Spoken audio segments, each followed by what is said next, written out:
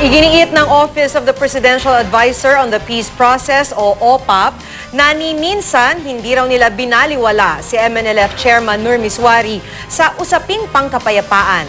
Ito raw kasi ang sinasabing dahilan ng pagkilos ng paksyon ni Miswari sa Zamboanga City. Pinag-aaralan na raw ng Department of Justice ang posibleng pagsasampa ng kasong rebellion o sedition laban sa mga miyembro ng MNLF na sangkot sa bakbakan sa lungsod.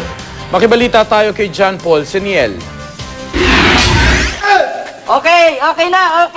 Eksklusibong nakuna ng GMA News kanina ang paglabas ng ilan sa mga bihag umano ng Moro National Liberation Front o MNLF faction ni Nur Miswari sa Zamboanga City. Bit-bit nila ang isang puting tela na tila simbolo ng hiling ng mga rebelde na tigil putukan. Pero agad din silang pinapasok muli ng mga rebelde. May ilang sundalo na kapagsabing nagdeklara na ng ceasefire ang Western Mindanao Command pero hindi ito kinumpirma ng AFP headquarters. Hanggang ngayon, nagkalat pa ang mga sundalo at kanilang mga tangke sa mga lugar na pinamumugaran daw ng paksyon ni Miswari. Panakanak ang putukan ng baril ang umalingaw-ngaw sa lugar. Sa kabila naman ng kondisyon ng mga rebelde na paalisin ang pwersa ng gobyerno sa lungsod para matigil ang gulo, nanindigan ang militar na hindi sila aalis doon.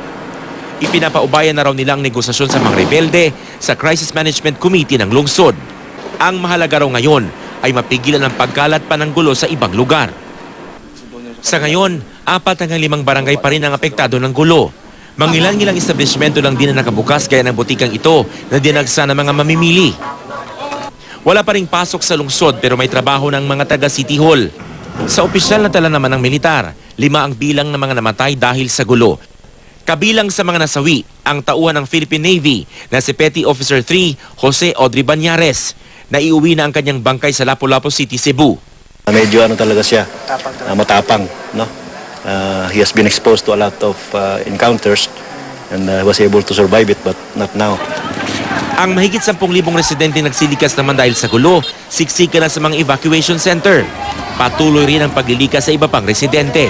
Nananawagan ako sa mga kataas-taasan na ma-settle na itong gulo, ma-negotiate na nila para maano na yung mga tao, makabalik na sa kanilang mga tahanan. Ang panggugulo umanong ito sa Zamboanga City ni Miswari, kinundina ng gobyerno at ang Moro Islamic Liberation Front o MILF. Sa kabila ng kaguluhan, desidido raw ang MILF at ang gobyerno na isulong ang peace talks na sinasabing isa sa mga nagdulot ng pag-aalboruto ni Miswari. Tingin daw kasi ni Miswari na itsapwera siya. Naniniwala raw ang gobyerno at ang MILF na ang naturang pag-uusap ang magiging daan para sa kapayapaan. Tiniyak naman ni Interior Secretary Mar Rojas na hindi titigil ang gobyerno hanggat hindi nare-resolba ang gulo. Patuloy na pumapasok ang puwersa ng pamalaan at ito naman sila ay pinoposisyon sa non-aggressive stance. Pinag-aaralan naman daw ng Department of Justice ang posibleng pagsasampa ng kasong rebellion o sedition sa kampo ni Miswari. Nauna nang iginiit ng kampo ni Miswari na peace rally at hindi panggugulo ang balak nila sa pagpunta nila sa Zamboanga City. John Paul Seniel, Nagbabalita, Pilipinas.